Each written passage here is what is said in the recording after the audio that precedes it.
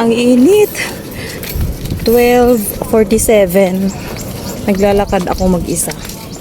Naghiwa-hiwalay na kaming mga kasama ko. Dito ako dumadaan pag di ako nag-i-e-bike para shortcut. Nasira kasi yung preno na putol. Kanina pag nung pauwi ako galing Sumba. Malapit naman na sa amin bago siya nasira. Pinapang ko na lang. Dati natatakot ako dito dumaan. Kasi ang liit ng space. Tatakot ako baka mahulog ako. Nasanay lang ako dumaan dito nung kasagsagan ng online class.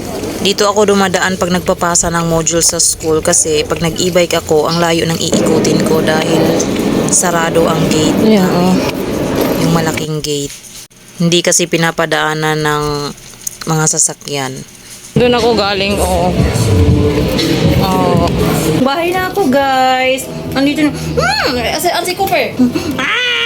Cooper! Halika dito. Uy, halika dito. Ay, hindi man pinakain niya.